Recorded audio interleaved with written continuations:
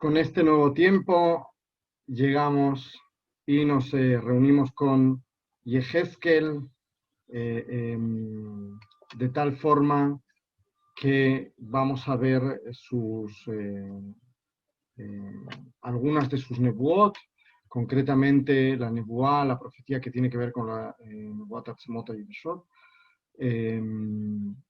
Y vamos a encontrarnos con un profeta que, si bien tiene muchos puntos en común con el resto, también es bastante peculiar, ¿okay?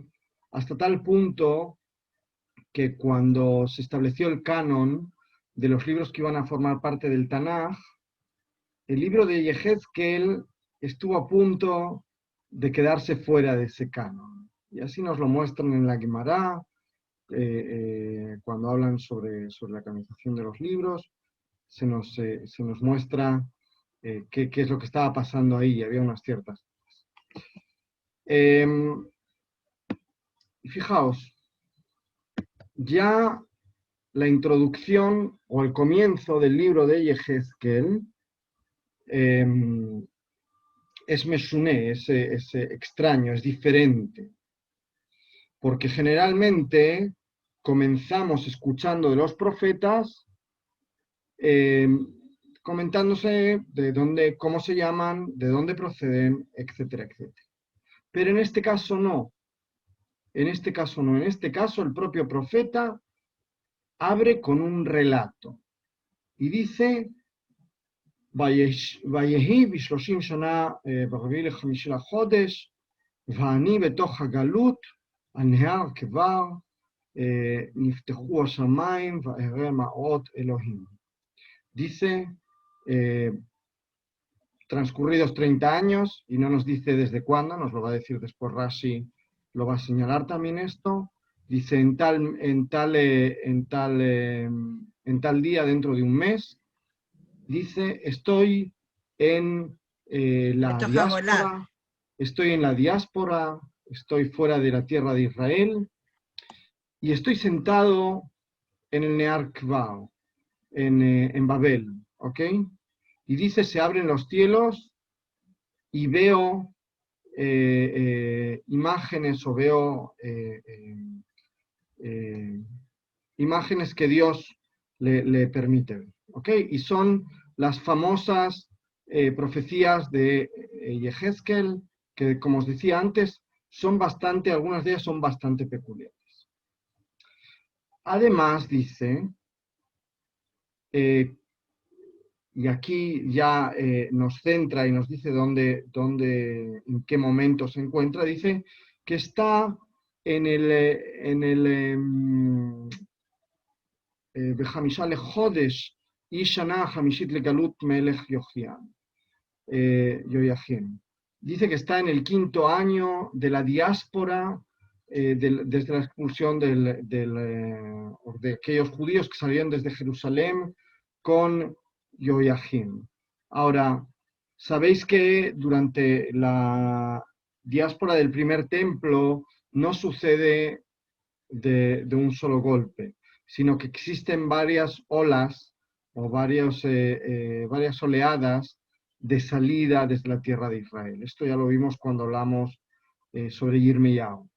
Ahora, aquí comienza la nebuá. Todo esto es una introducción que el profeta hace, y entonces se dice: Ayo allá de Bagadonai, el Yehezkel ben Buzi, a Kohen Beretz Kashdim, a Nar Kevar, Vatei Alav Sham Yad. Ahora, ¿qué es lo que quiere decir? Y entonces fue la palabra de Dios a Yehezkel, el hijo de Buzi, y vamos a ver después quién puede ser que sea Buzi, el Kohen, el sacerdote.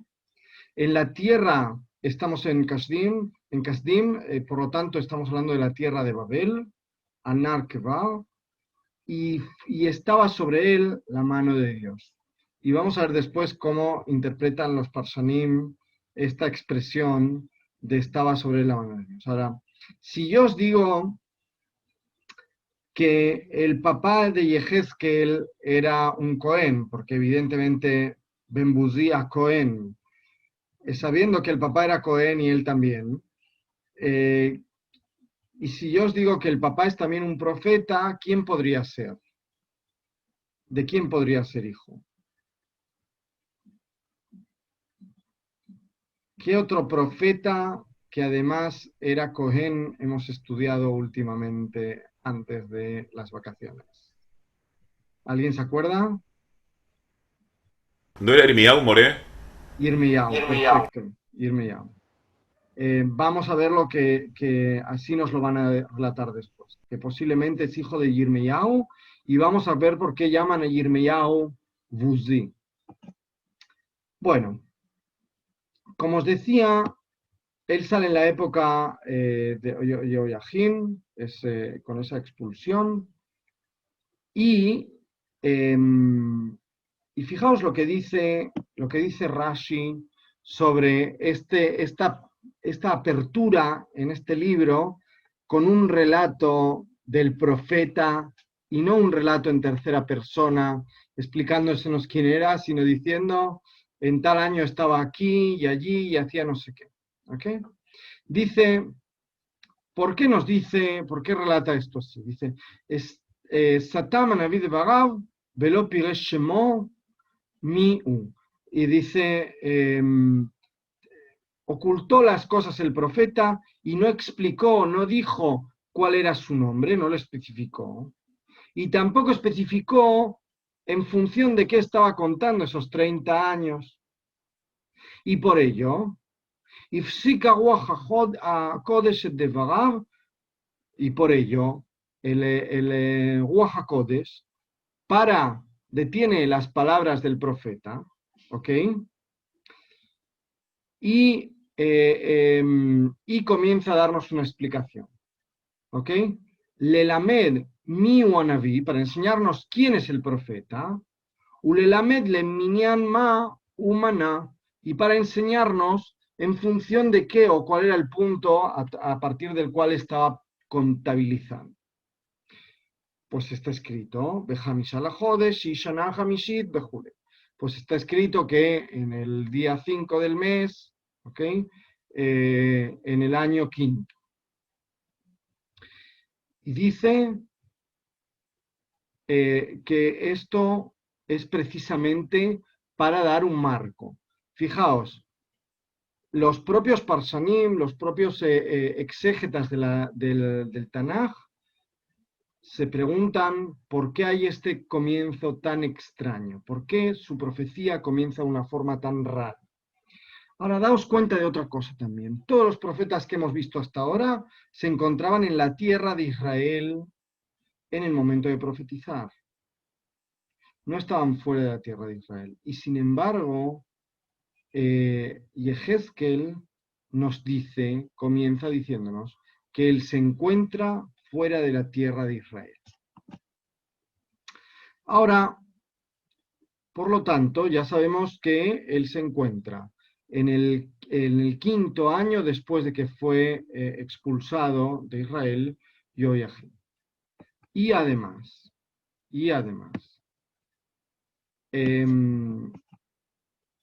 si tomamos lo que nos comenta Barbanel, fijaos, Barbanel dice algo muy interesante con respecto a Yehezkel. Barbanel se pregunta en qué se parece y en qué se diferencia de otros Nevi'im. Y al preguntarse esto, lo compara especialmente con Yirmiyahu y con Yesayahu. ¿Okay? Dice, en 4 aspectos se parece a Yesayahu y también se diferencia en 4 aspectos. Y lo mismo le sucede con Yirmiyahu. Se parece en 4 aspectos y también se diferencia en 4 aspectos. Ahora, Abarbanel desarrolla esta idea y, por ejemplo, nos dice que con Yeshayahu, por ejemplo, se parece o tiene similitudes porque ambos hablaron sobre el Tijiyat Metim, sobre la resurrección de los muertos, porque ambos fueron un ejemplo para el pueblo de Israel ¿Ok? También porque comenzaron a profetizar hablando sobre el Jorban Abayit, sobre la destrucción del templo y sobre la destrucción o la desaparición del reino de Yehudá. ¿Ok? Dice, y además nos recuerda que hay una porción o hay una parte del Sefer de Yirmiyahu, de Yehezkel, que también la va a dedicar a aspectos más positivos, tal y como hace el propio Yeshayahu. Ahora, dice, también se diferencia de Yirmiyahu.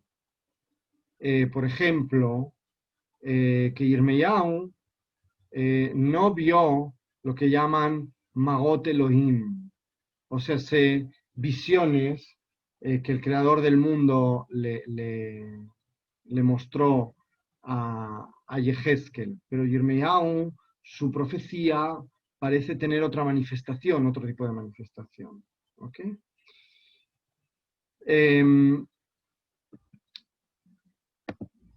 Ahora, también tiene parecidos con quien nos dicen que es su papá, con Yirmiyahu, y dicen que se parece. Pues los dos tuvieron o ejecutaron, ejercieron o transmitieron profecías tanto dentro de la tierra de Israel como fuera de la tierra de Israel. Y dice, y también Yehezkel estuvo en Galut Babel, fue expulsado hasta Babel. ¿Ok? También él habla sobre la destrucción que va a caer sobre, o que va a recaer sobre otros pueblos que atacan al pueblo de Israel. ¿Ok? Y con todas estas diferencias y similitudes, por ejemplo, dice, Benidal Mishayahu, Kiulon Iva Aja Jorban, Hol Ela, Velogila Babel, Velonival, Jorban Umot, etcétera, etcétera. Bueno, como que hay una serie de diferencias también con Yirmiyahu, con Yishayahu. Ahora, fijaos, la idea con la que yo me quería quedar era precisamente con la última idea que transmite Abarbanel en esta explicación, en este perush.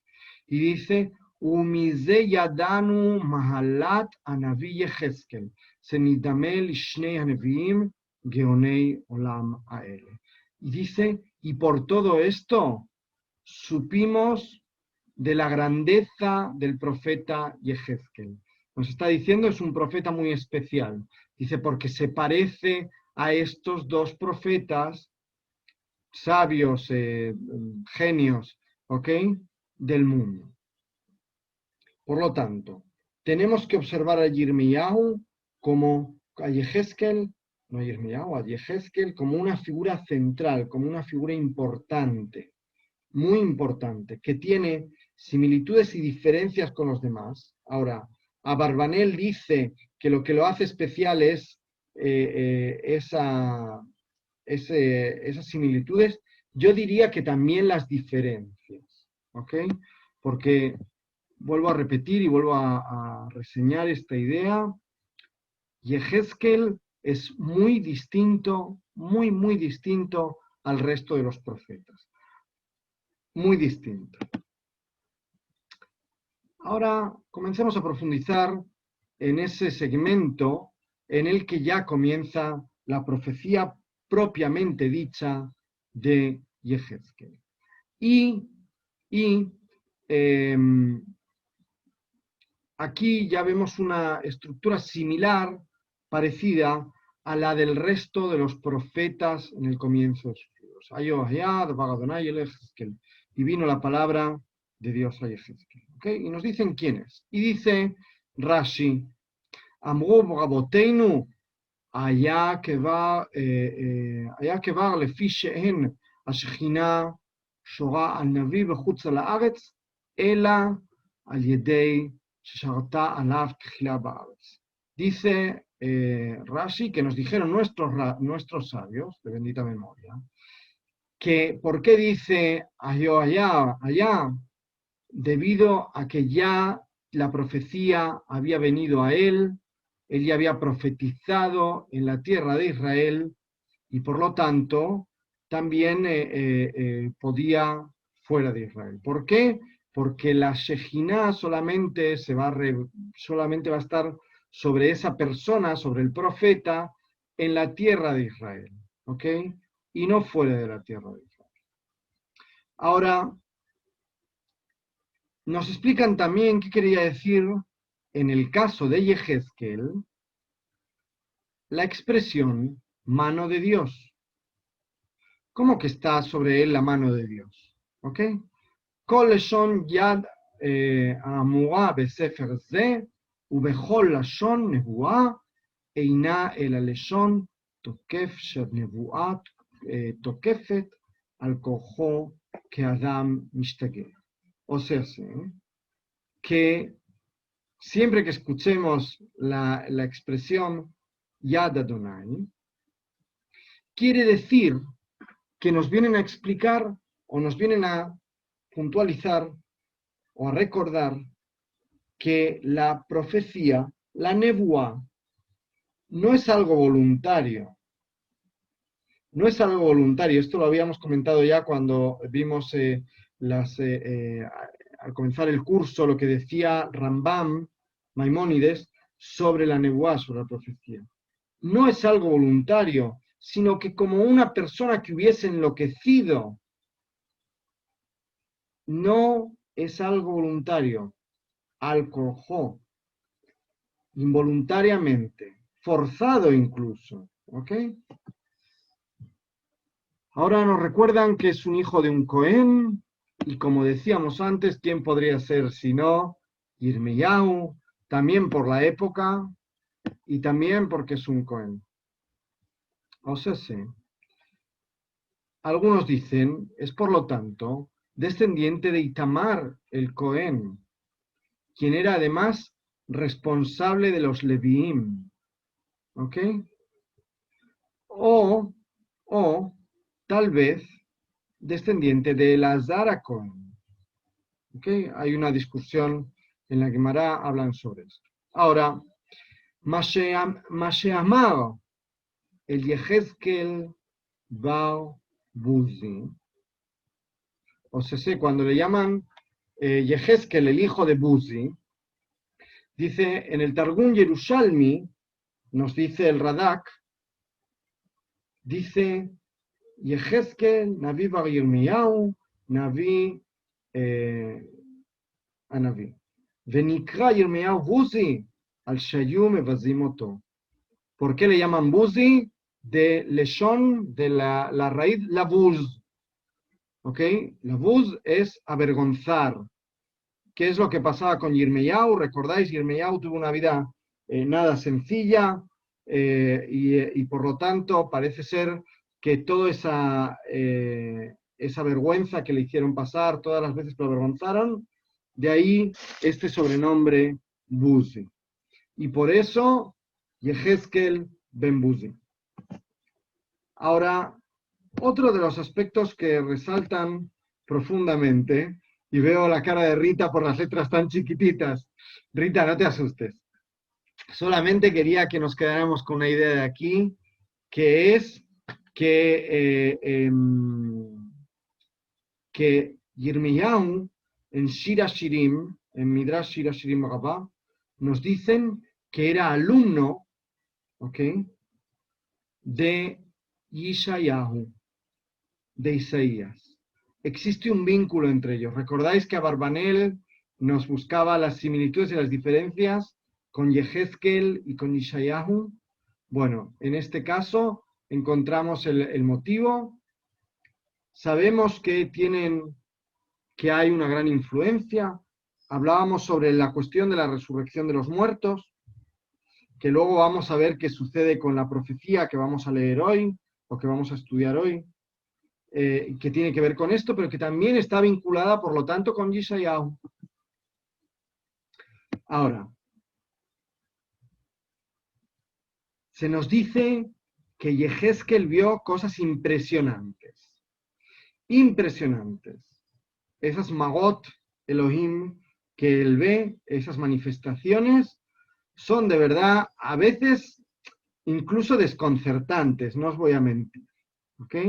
Daos un repaso por el libro de Yehezkel, leed algunas de sus profecías y vais a ver que algunas de ellas son muy desconcertantes. Por ejemplo, tenemos el Maasea Merkabah. El Maasea Merkabah, que es una descripción incomprensible, incomprensible. Posiblemente las traducciones en castellano tratan de acomodar y hacer que sea un poco más comprensible, pero os aseguro que en hebreo es incomprensible.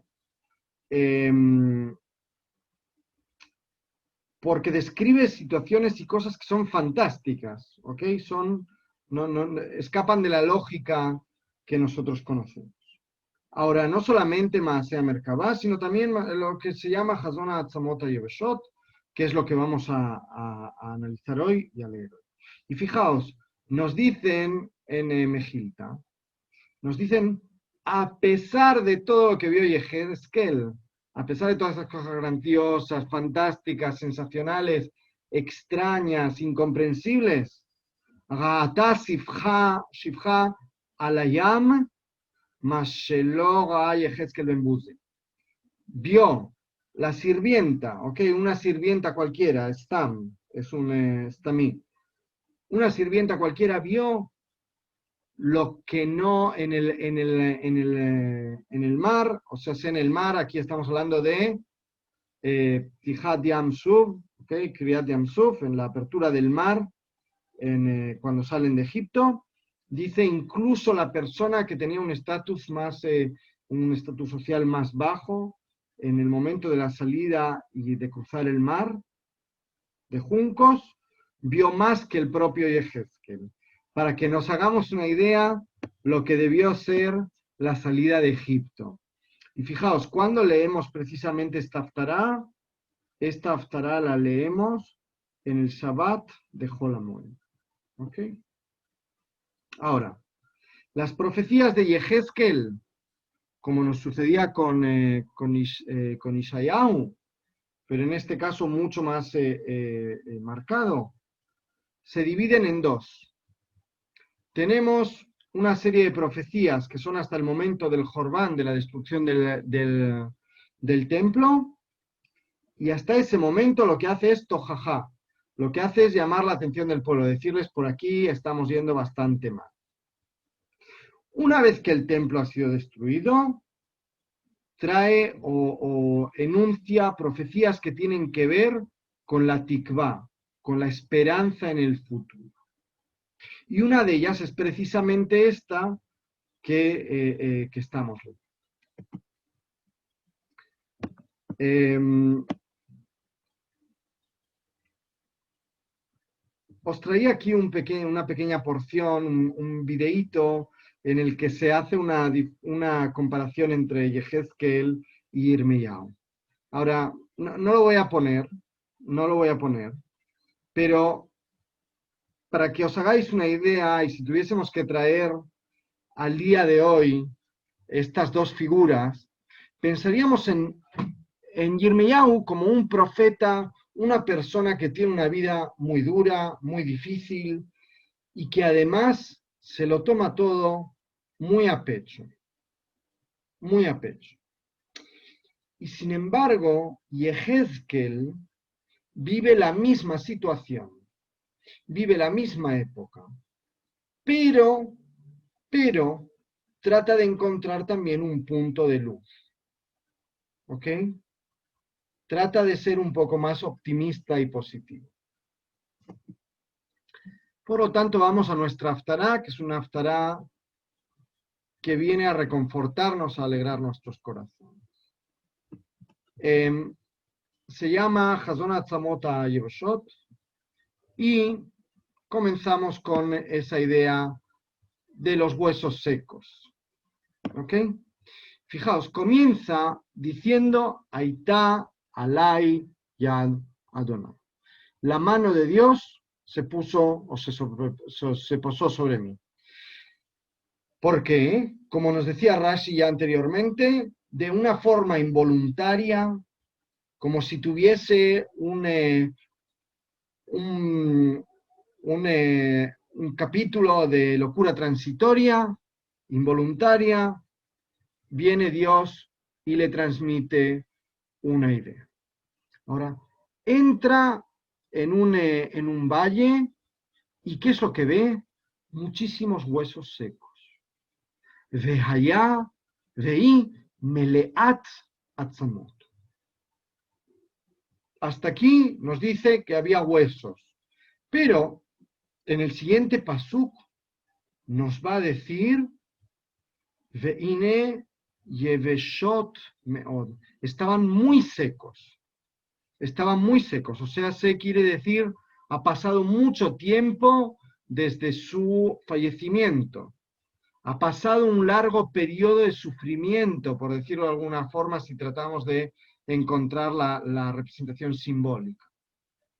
Ahora, vamos a ver qué es lo que nos dice Rashi sobre esto. Dice sobre la cuestión de Imeleat Atzmot. Dice Rabotenu Amru Sheayu Mishevet Efrahim Sheyatzu Mimitzrayim Lifnei Aketz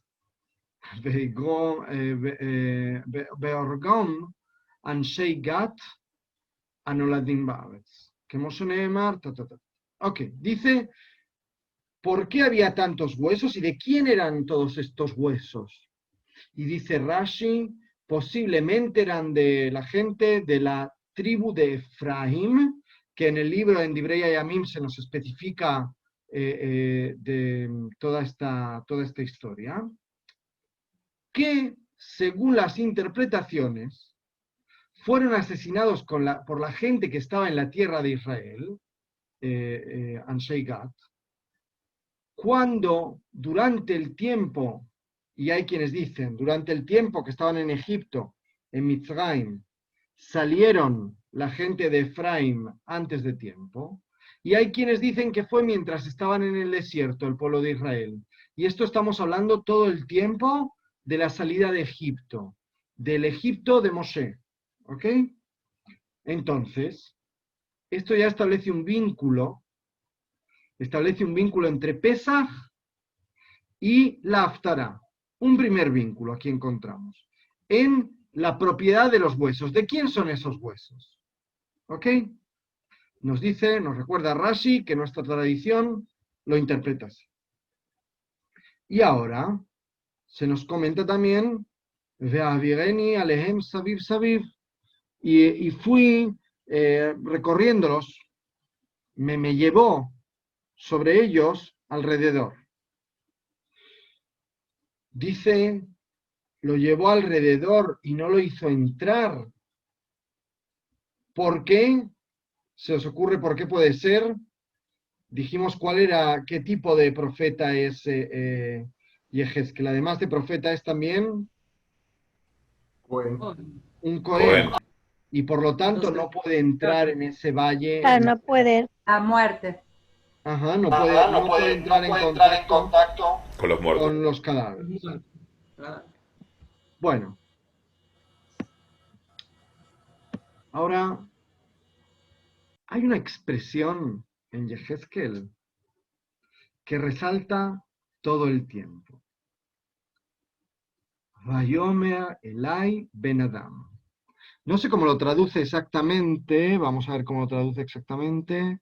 Ok, pone solamente hombre, pero dice, no, lo que dice aquí es, y me dijo a mí, hijo del hombre o ser humano, ok, ser humano sería más la expresión llegando a Ahora, ¿por qué le dice esto? ¿Por qué tiene que reseñar esto? Porque está a punto o está viendo algo tan impresionante, tan surrealista, que necesita mantener un pie vinculado con la realidad y darse cuenta de que si bien está viendo o está siendo testigo, observando algo sobrenatural, él continúa siendo un ser humano. Y fijaos en ese sentido, nos dicen nuestros sabios en Masejet Havigigá, nos hablan un poquito sobre esta cuestión. Nos dicen, fijaos, Amar Gaba, dijo Gaba, Kol Shegai Yehezkel Gai Yesayahu, todo lo que vio Yehezkel lo vio Yesayahu. ¿Recordáis que dijimos que de alguna forma era su maestro? Y por lo tanto, Lema Yehezkel Domea, ¿a qué se parece Yehezkel? Y dicen, Le ben Kefar Sheraeta Melech.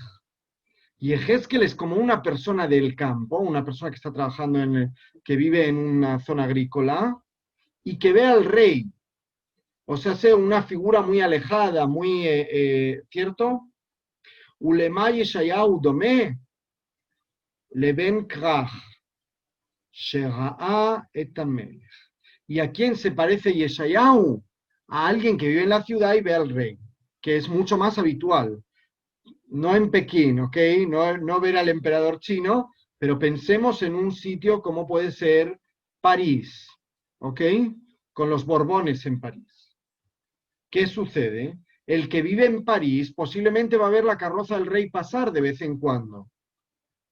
Por lo tanto, va a ser algo más habitual. Sin embargo, el que vive en la campaña francesa, tal vez no lo va a ver tanto.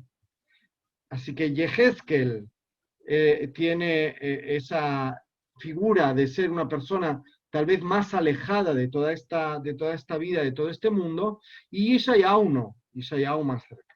Ahora, Rashi viene a decir, espera, ¿qué es lo que pasa? ¿Por qué nos cuentan todo esto? ¿Ok? ¿Y qué es lo que dice Rashi? Yeshayahu, que se salta alav ruach hakodesh, כמו שנאמר, וראה את אדוני יושב על כיסא רם ונישא. אלא שלא חש לפרש הכל לפי שהיה במלכים וגדל בפליטים של מלך. ובין כרך הרואה את המלך אינו נבעל ואינו טמא ואינו חש לספר. O sea, dicen, Yeshayahu tenía estas visiones también. Veía este tipo de cosas grandiosas. Por ejemplo, se nos dicen que vio al Creador sentado en su trono, en el trono de la gloria. ¿Ok? Y dice, y no temía explicar, no temía dar la interpretación. ¿Por qué? Porque estaba habituado a ello. Porque dicen, Ben Melech, Ben Melachim. ¿Ok? Y por lo tanto ni se asustaba ni temía esta situación, ni tampoco era ingenuo, ni tampoco temía a la hora de contar. Y parece ser que en el caso de Yehezkel es distinto. Ahora, yo sí que diría una cosa. Leyendo las profecías de Yeshayahu y las de Yehezkel, vemos una profunda diferencia entre ellos. Y se puede comprender que de alguna forma Yehezkel sí tuviese un cierto miedo, o sí que se sorprendiese ante las cosas que veía. ¿Ok? Ahora, en Midrash Tanjuma nos explican por qué, por lo tanto, por qué recordarle que es una persona. Moshe y Shmuel lo ayuque Yehezkel. Moshe y Shmuel no eran como Yehezkel. ¿Ok? Pues todo lo que veía Yehezkel lo decía. Ahora fijaos, parece contradecir lo anterior. Parece contradecir esa idea o esa explicación de Rashi, diciéndonos que Yeshayahu no tenía miedo a contarlo todo, y sin embargo parece ser y parece insinuar que Yehezkel sí. Y aquí nos dicen lo contrario en el Midrash. Y dice, y por eso lo llamaba, o por eso fue denominado Ben Adam. Entonces, ¿por qué? porque todo lo que veía lo relataba, lo contaba, lo transmitía. Ahora, en hebreo moderno parece que ha quedado un cierto resquicio de esta interpretación del porqué Ben Adam, del Midrash Tanhuma, y cuando a alguien se le dice Tie Ben Adam, y esto también lo tenemos no solamente ahí, sino en Pirkei Avot, ¿ok? Y en los lugares en los que no hay nadie, trata de ser una persona, ¿ok? En los que no hay gente, trata de ser una persona, en el sentido de, en aquellos lugares en los que la gente se comporta como behemoth, como animales, o de una forma violenta, tú trata de mantenerte siempre siendo un Ben Adam. Bueno, parece ser que esta idea sí que se ha quedado y sigue siendo vigente, y hasta tal punto que en el hebreo moderno se utiliza esa expresión. Ahora, hay algo muy interesante en la continuación de esta profecía. Esta profecía se divide en dos partes, una parte teórica y una parte interpretación o una parte práctica, aplicable, ¿ok? Que la vamos a ver al final. Y en esta parte teórica, todos los intérpretes observaron que había ideas que se repetían en momentos concretos. ¿Okay? Por ejemplo, le dice Dios a Yehezkel, ve y profetiza para estos huesos, sobre estos huesos, háblales, ¿no? Vete y diles. Y les dice, ¿cuál es una de las ideas que les dice? Así dice el creador del mundo, así dice Dios, a estos huesos voy a traer para vosotros ruaj y vais a vivir. Oh, Voy a, Mashiach. voy a poner, claro, voy a poner sobre vosotros tendones y carne y piel, y os voy a dar espíritu y vais a vivir. Y sabréis entonces que yo soy el Señor vuestro Dios. Ahora, fijaos, dos veces aparece la idea de os voy a dar ruaj. Abre y cierra la profecía. Abre diciendo os voy a dar espíritu y vais a vivir, y cierra diciendo lo mismo. Os voy a dar espíritu y vais a vivir, y además vais a saber que soy vuestro Dios. Porque parece ser que con daros ruaj, con daros espíritu, no es suficiente. Voy a tener que daros también gidim y basar y or, tendones y carne y también piel. Fijaos, ¿de dónde viene esta idea del espíritu y de esa conexión entre lo que el creador del mundo nos da y el espíritu? Tiene que ver con el hecho de que, por ejemplo, el Rav Haim Volozhin, ¿okay? En un libro que se llama Nefesh Haim, nos explica de dónde viene la milá Nefesh, ¿ok?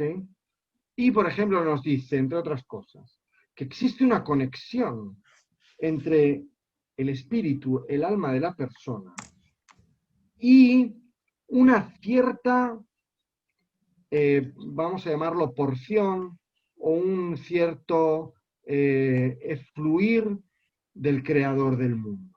Y dice, y por eso tiene que ver con la palabra Neshama, tiene que ver con la palabra Neshima. Neshima es como respiración. ¿Okay?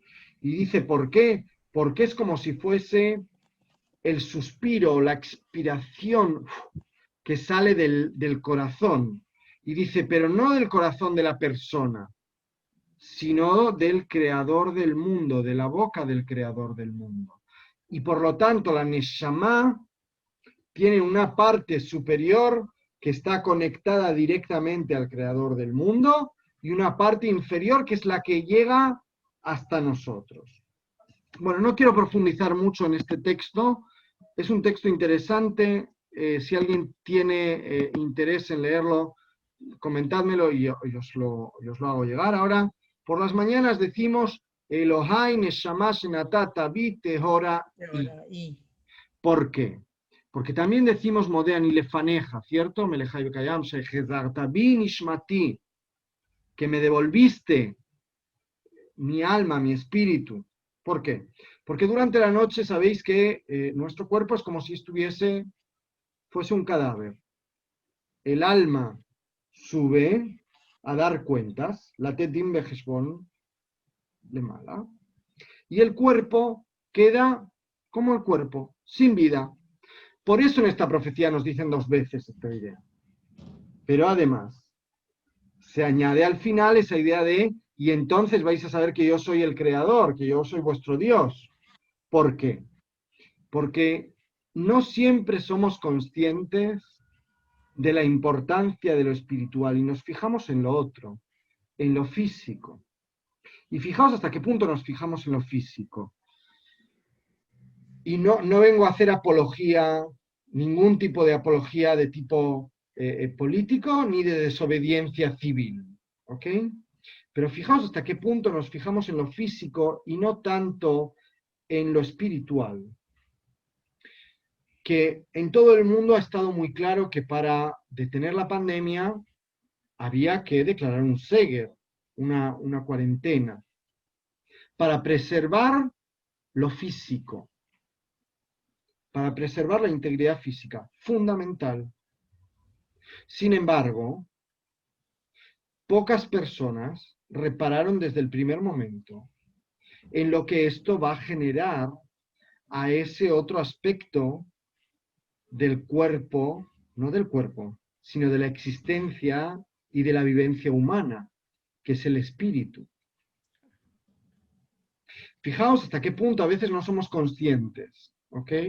De cómo influyen las cosas en nosotros.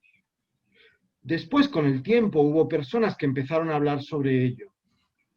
Pero en un principio no hubo demasiada atención sobre esta cuestión. Y esta cuestión se refleja en muchas cosas. Fijaos, voy a decir algo que es muy triste y es muy doloroso. Pensad por un momento cuánta gente que conocéis o conocidos de conocidos han fallecido durante los últimos meses en extrañas circunstancias. Personas jóvenes, muy jóvenes, muy jóvenes. Hay semanas en las que escuchamos 2 personas jóvenes se quitaron la vida de nuestro entorno cercano. Fijaos qué terrible la situación, ¿ok?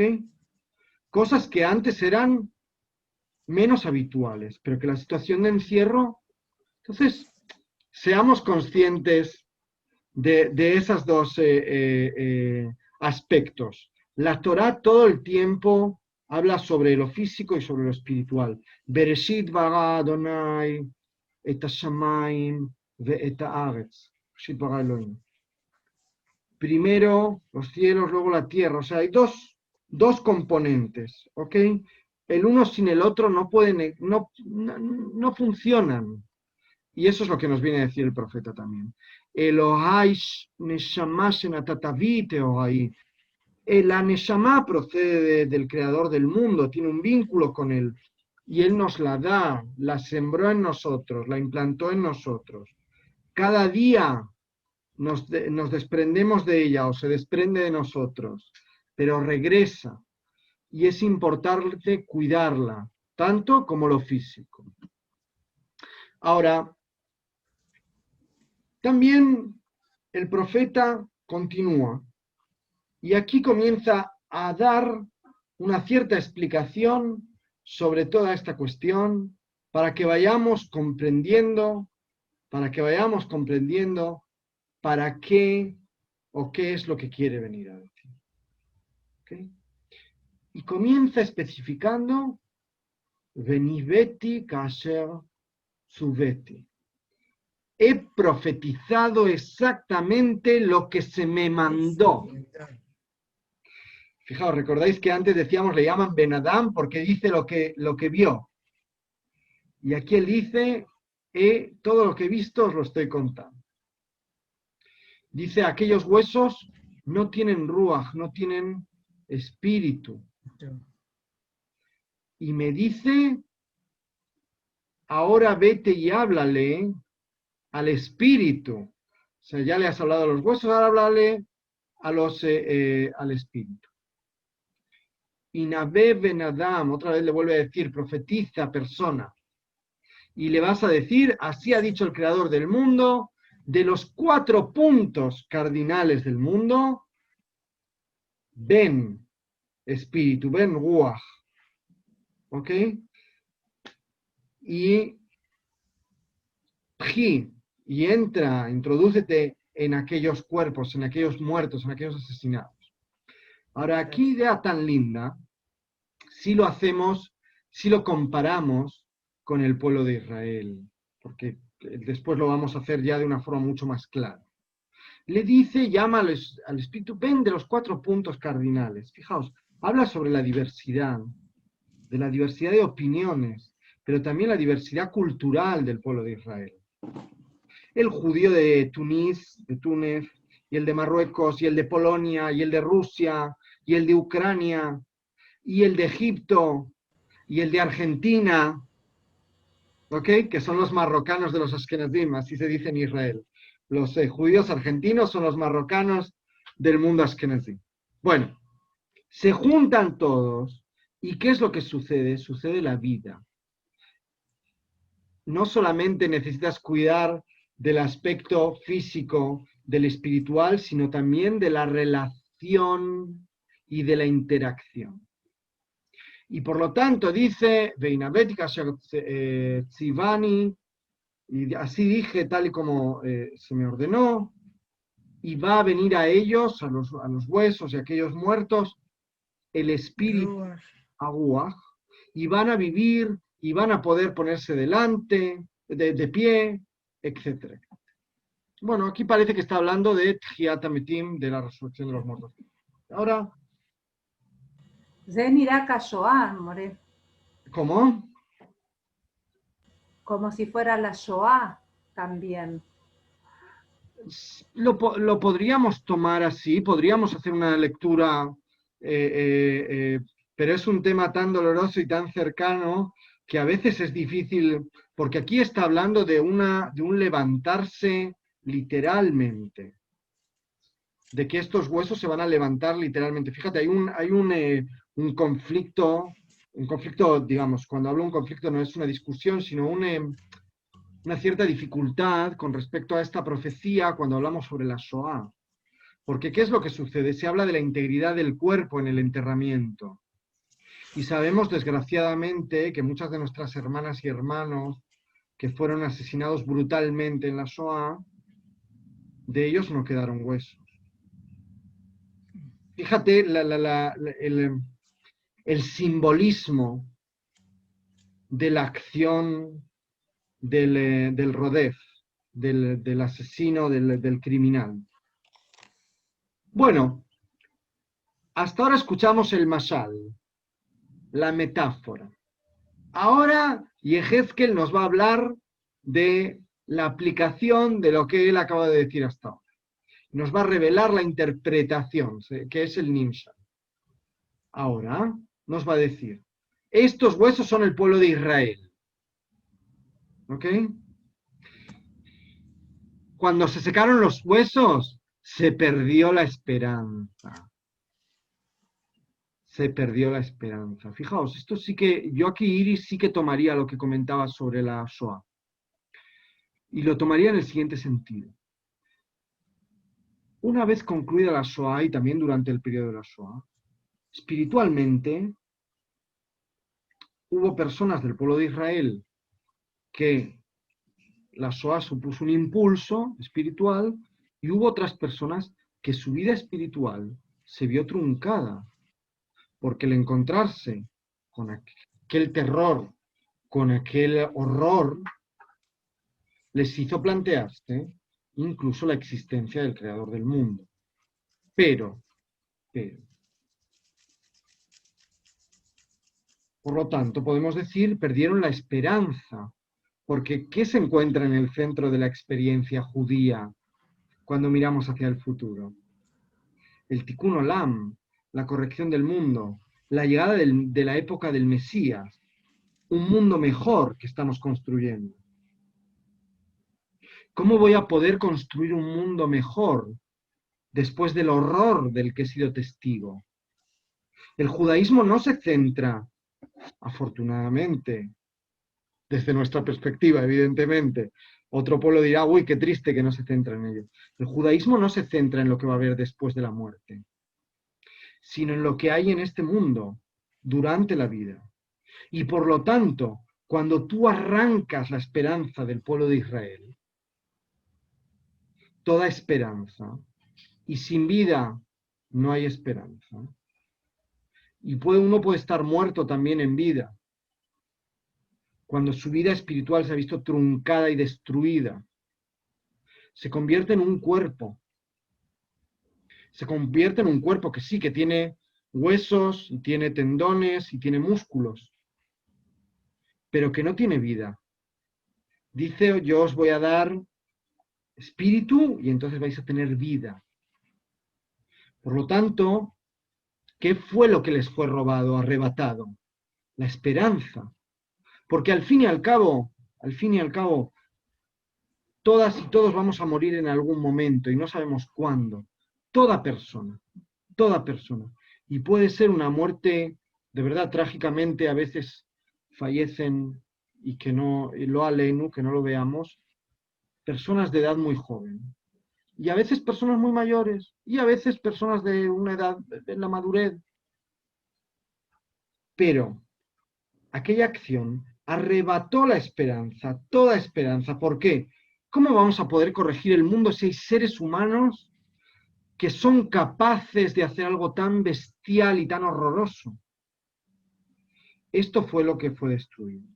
Por lo tanto, Iris, yo aquí sí que tomaría esa imagen y esa idea de qué sucede con eso. Pero también sabemos que hay otras personas que de verdad supuso un impulso para ellas desde la perspectiva espiritual.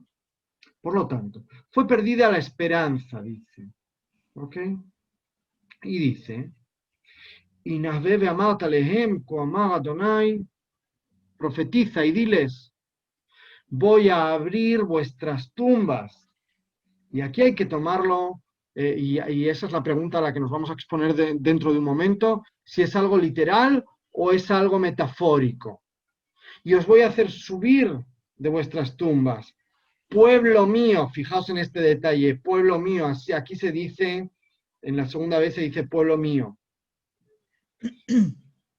Y os voy a llevar a la tierra, al espacio físico, fijaos, Admat Yisrael, no Eretz Israel, no la idea abstracta, Admat Yisrael, o sea, a raíz o a través del desarrollo espiritual, también llegamos al desarrollo físico. Esto lo decía Yehezkel hace más de 2000 años. Hoy mucha gente lo está descubriendo también, o hace ya algo, pero Yehezkel lo decía ya. En la época antigua la gente era consciente también de esto. Y entonces vais a saber que yo soy Dios. Y de nuevo dice, y os daré espíritu y vais a vivir. No solamente lo físico, sino también lo espiritual. Ahora, Abarbanel plantea varias preguntas. 6 preguntas. ¿Ok? En la primera, se pregunta si esto es una metáfora o si es algo literal. Si es literal o metafórico. O sea, la pregunta es, si estamos hablando de una revivir espiritual o si estamos hablando de levantarse de la tumba. Y hasta el día de hoy, gracias a Yehezkel, en el judaísmo tenemos esta discusión.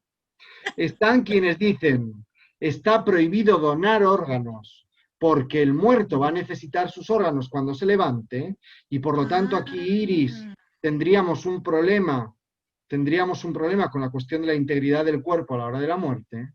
Y hay quienes dicen, no, estamos hablando de los huesos. No, es algo metafórico. Se van a levantar. ¿Qué pasa? Dios no va a ser capaz de hacer levantarse a los muertos y no va a ser capaz de reemplazarles el hígado que han donado. ¿Ok? Fijaos qué pregunta, y ya en la Edad Media la plantea Abarbanel y nos acompaña hasta el día de hoy. Es Él hora da que se una cambie. respuesta. ¿Cómo, Rita? Que ya es hora que se cambie. Bueno, pero creo que es una pregunta importante. Creo que es una pregunta que es bueno que nos acompañe. Yo personalmente soy de la opinión de que la persona está obligada a donar. No es que puede, sino que está obligada a donar. Es casi una obligación porque Kol Matzil Nefesh Misrael, estamos obligados a elegir siempre la vida, ¿no? Y también la vida del otro, cuando mi vida ya está perdida, cuando mi vida ya físicamente ha desaparecido. Espero no estar equivocándome con esta opinión y que en el mundo por venir no me puede dejen decir sin ahí. córneas y sin corazón y sin hígado y sin estómago. Abarbanel en su época, él lo toma como que es algo, la interpretación de Abarbanel, The Walking Dead. claro, él habla de una lectura literal. ¿Okay? Él dice, no es una metáfora, es literal.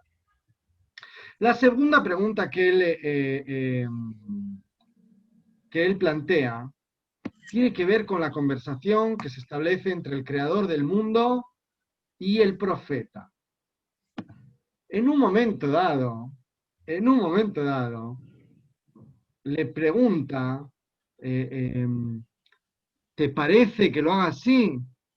¿Ok? Le dice, ¿podrán vivir estos huesos? Es absurdo que el creador del mundo le pregunte esto a Yehezkel. Por supuesto que puedes hacerlos vivir si tú quieres, ¿cierto? Claro. Entonces, ¿qué pregunta Abarbanel? Abarbanel dice, tal vez el planteamiento es, ¿de verdad merecen que les sea devuelta la vida? ¿O puede Dios resucitarlos? Que ya habíamos dicho, es absurdo que se pregunte esta cosa, ¿no? Y Abarbanel no llega a una conclusión, no parece llegar a una conclusión de cuál es la intención sobre este tema. ¿Okay? Otra pregunta. ¿Por qué aparece dos veces el tema del espíritu? Que os recordáis que antes os dije, aquí lo menciona una vez y aquí lo menciona Otra vez.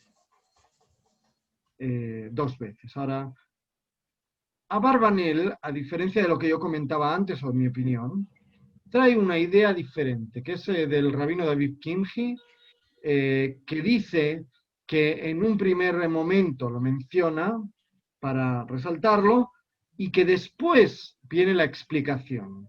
¿Ok? Dice la primera vez es para mencionar, la segunda para explicar. ¿Ok? También Abarbanel parece no estar demasiado de acuerdo y sigue planteándose por qué aparece dos veces, se lo pregunto. Ahora, otra pregunta más que él plantea. ¿Por qué tenía que profetizar al espíritu, al Ruach? ¿Por qué? Si podría haber profetizado, si somos un todo, ¿no? Somos también el espíritu y somos también el cuerpo. ¿Por qué tiene que profetizarle al cuerpo, a lo físico y luego al espíritu? ¿Por qué primero a los huesos y luego a el espíritu? Se pregunta por qué aparece duplicado. La tendencia podría ser a pensar que hace falta tener conciencia, tanto a nivel físico como a nivel espiritual, en los dos ámbitos. Otra pregunta más. ¿Por qué de los 4 puntos? ¿Por qué de las Arba Rujot? ¿Está hablándole al aire? ¿Está hablándole al viento? Se pregunta Barbanel. Claro, dice, porque en hebreo se dice Ruach es el espíritu, pero también Arba Rujot. Dice, está hablándole al viento. Se pregunta, deja esta pregunta en él. Bueno.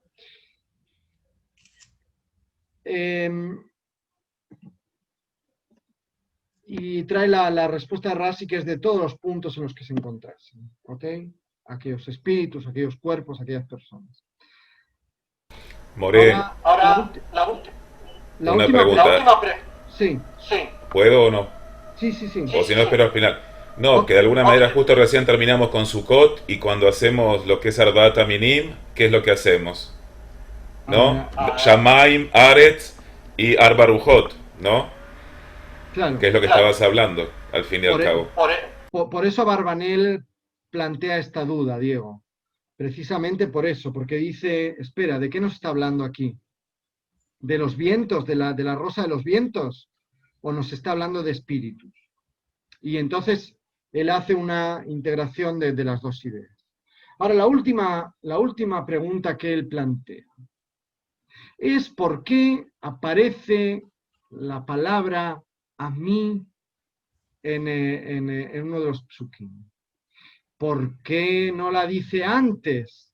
¿Por qué la menciona la segunda vez que habla sobre las tumbas? ¿Ok? No cuando las abre, sino cuando los levanta de ahí. Y él se pregunta esto. Bueno, son para que veáis que las preguntas que nosotros nos planteamos hoy al leer el texto son preguntas legítimas y siempre existieron. ¿Ok? Bueno, él lo que viene a decir al final es que están hablando aquí sobre la resurrección de forma indudable, ¿ok? Y que se trata evidentemente de una situación asombrosa, de algo asombroso. La respuesta os la voy a dejar para que la leáis, pero simplemente eh, quiero resaltar algo. Fijaos, nos recuerda Barbanel que también Yehezkel va a hablar sobre la guerra de Gog y Magog, ¿ok? Y dice, para que sepamos que antes de que se dé este Kibbutz Galuyot y la salvación, va a haber una guerra entre estos pueblos. Y que Dios se va a vengar de ellos, es lo que dicen. Ahora, dice, el objetivo final es la resurrección. ¿Ok? O sea, sí. Dice, tenemos el objetivo final que es la resurrección, pero para ello tiene que haber, por una parte, el Kibbutz Galuyot, que todos se reúnan, y por otra parte, la venganza sobre los enemigos. Fijaos qué proceso tan peculiar.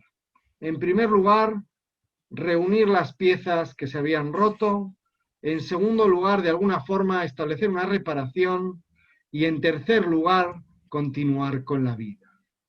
Yo creo que si lo leemos de esta forma, sin hablar de venganzas y de no sé qué, sino viéndolo de esta forma, es un proceso muy similar al proceso de recuperación de cualquier persona. Ahora, ¿qué me gustaría? Tenemos unos minutos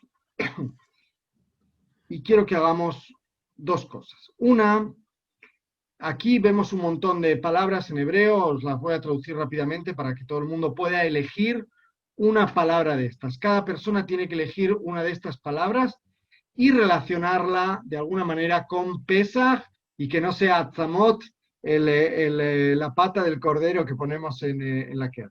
¿Ok? Sino de una forma que tenga que ver con la vida espiritual, con la vida, con la reflexión en torno a Pesach. Tenemos Atzamot, huesos, Yavesh, seco, ¿ok? Dos palabras distintas separadas. Gidim, que son los tendones, Basar, que es la carne, Or, que es la piel, Ruach, que es el espíritu, Tikva, que es la esperanza, Keber, que es la tumba, y Jaim, que es la vida. Ahora, ahí os planteo, si queréis, ok, es algo opcional, dos cosas. Uno, en unos minutos, vamos a tomarnos ahora unos minutos para que cada uno y cada uno piense en su palabra y la relacione con algo, con una idea que pueda nutrirnos espiritualmente en Pesach. Dos, me gustaría que por grupos, durante la semana, y es un trabajo voluntario, ¿ok? Que ni suma ni resta, ¿ok? Es un trabajo voluntario.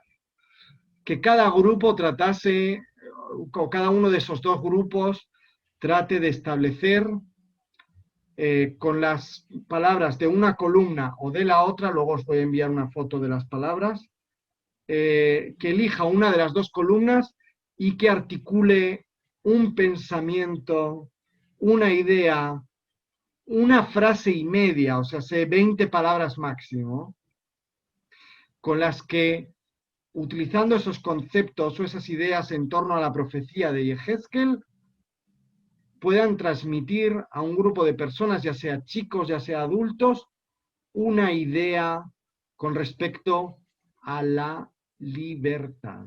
Aquí sí os condiciono. Aquí os condiciono a que sea la idea de la libertad, no otra idea de Pesaj, sino la libertad. Ok. Por lo tanto, nos tomamos un minuto y vamos a poder compartir estas ideas en torno a cada una de estas palabras. O si alguien ya tiene preparado... Ya pasé las palabras para el grupo. Perfecto. ¿Alguien quiere comenzar? ¿Alguien tiene ya alguna idea cómo relacionar una de las palabras con Pesaj? En una frase y media, porque tenemos 4 minutos. Yo empiezo porque me tengo que ir. Dale. Yo relacioné la palabra tikvá pensando que la tikvá que los Yehudim tuvieron al salir de Mitzrayim, de poder salir a la Geulá, de poder salir de esa esclavitud que vivieron tantos años. Ok, genial. Y poder hacer un Jaim, la Sot Jaim realmente. Hacer vida. Que no fue tanto lo que hicieron en el desierto, pero se más allá. Ciertamente. Gracias, Rita. Bueno, yo iba a decir, utilizar las mismas palabras que Rita y con el mismo concepto, así que paso. Ok, Maru, ya está. Voy levantando la mano, Raf, yo sé que no me funciona, pero... ¿Quién? Ay, perdona. Me está calambrando. Corina, te toca. La verdad es que es como si fuera una partecita de lo que después terminaste pidiendo y lo pensé muy rápido sin meditarlo como ibas a ofrecer un tiempo, pero me quedé pensando en Ruach porque en especial relacionado con la Haftará y con que es la Haftará de Pesaj, los Yehudim salieron de Egipto y salieron físicamente, hicieron un movimiento físico, pero eso no implica que hayan hecho el movimiento espiritual, no, que es el que no pudieron hacer por muchísimo tiempo. Entonces creo que Ruach es algo que Pesaj viene a traer como una temática de lo que todavía falta. Genial, eso. Genial. ¿Quién sigue? Yo Uy, Andy y luego Shlomit. Bueno, no estoy tan segura cómo plantearlo porque, bueno, de nuevo, Ibrit Aleph Bet. Pero voy a la interpretación más cabalística, de izquierda a derecha, que Or puede ser cuero o puede ser luz también. Y se me ocurrió relacionar Or con Tikvá. Y que si volvemos a Mitzrayim, el cuero, el lomo, es el que recibía latigazos, el que recibía castigo, y que el cuerpo es el que se enferma, el que sufre, y que es el cuerpo emocional cuando llega a la tierra de la promesa por delante, que es trascendente. La tierra de la promesa, ir a la tierra de la promesa tiene que ver con esperanza. Me gustó esa. Genial. Andy, solamente una pequeña puntualización. Or se escribe con Ain, Or de piel, y O de luz se escribe con Aleph. ¿Ok? Si le damos la vuelta a la palabra, si invertimos la palabra Or con Ain, nos sale Goa, que es maldad. Hay que tener cuidado. Bueno, ¿quién sigue? Gracias, Andy Shlomit. Yo. A ver, yo no sé si está bien, pero lo voy a intentar. Pero como que, por lo que entendí, para mí, la esclavitud simboliza una muerte en vida. Y por otro lado, el salir de esa esclavitud es una vida nueva, es un nuevo comienzo, independiente que hubo dificultades, que quizás no fue color de rosa el comienzo, pero hubo un nuevo comienzo, hubo un salir de la zona de comodidad que te hace renacer. resignificar todo. Eso. Perfecto, genial, gracias, Shlomit. ¿Quién sigue? Yo, Rab, Martín.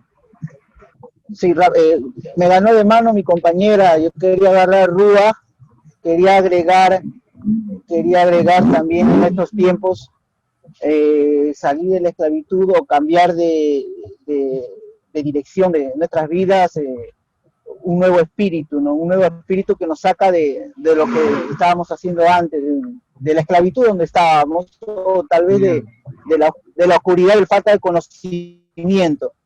Muy bien, Martín, gracias.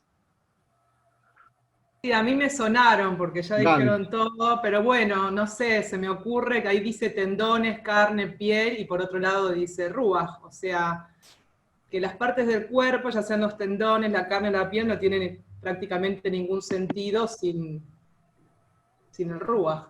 Y que quizá esas partes las dejaron en Egipto y el ruaj es lo que quedaba para la tierra prometida.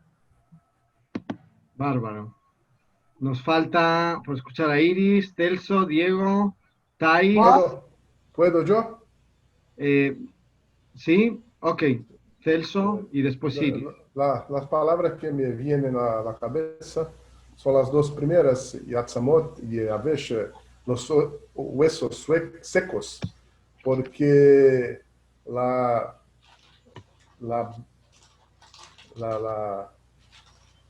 fe del pueblo de Israel después que salió de Egipto, que estaba en el desierto, que Dios nos dio el maná y todo, para que el desierto no se transformase en un valle de huesos secos.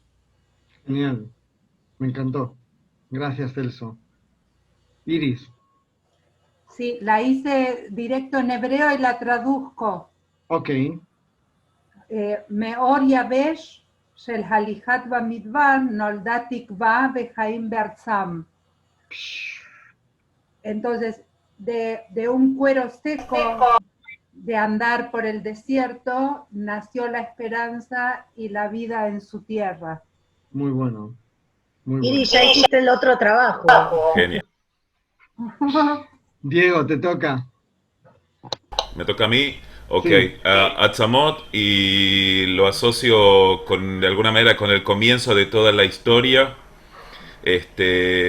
porque la historia de Moshe y toda la historia de Yetziat Mitzrayim comienza con el relato de que se habían olvidado de Yosef, y cuando salen a la libertad se llevan justamente eso, lo primero que es o de lo único en realidad que se llevan, más allá de lo material, justamente son los huesos de Yosef al salir de Mitzrayim.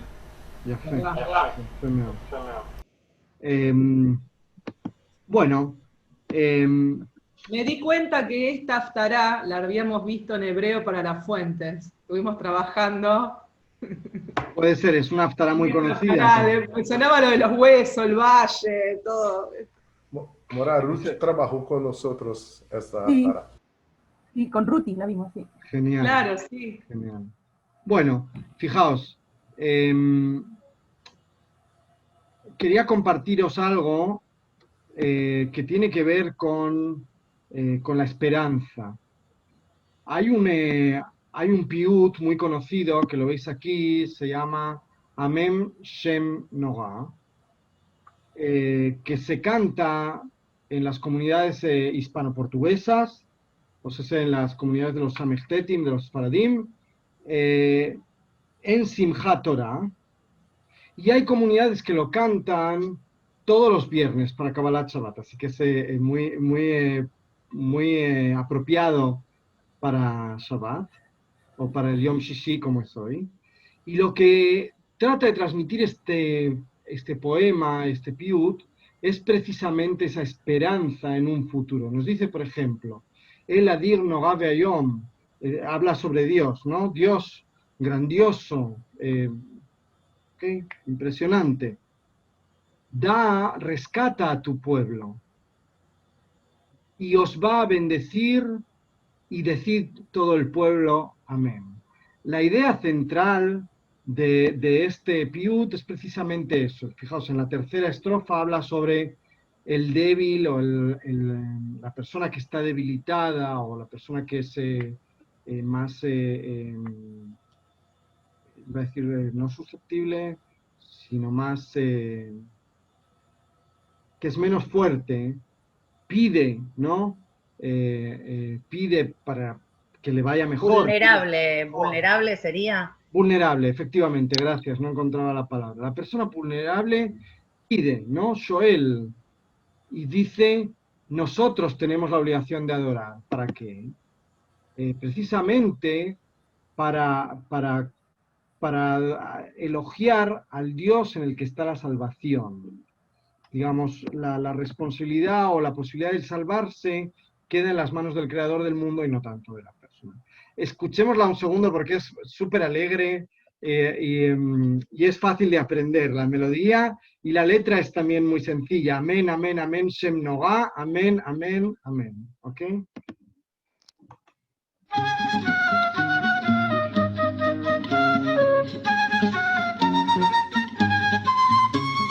Amen, amen, amen, Shem Noga. Amen, amen, amen.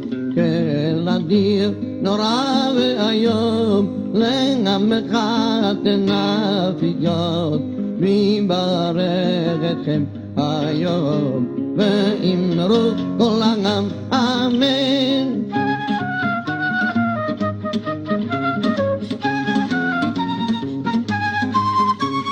Que la dir ve'nora yagil ve'yadir HaTorah ויפתח לנו שערי אורה ואמרו כל העם אמן.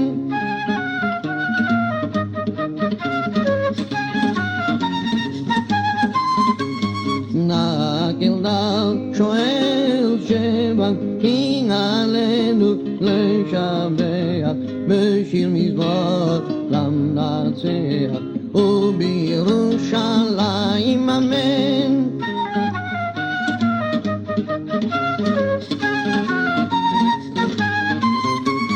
נשיר בשיר בשבח בשיר מזמור למנצח ונאמר עלינו לשבח ואמרו כל העם אמן.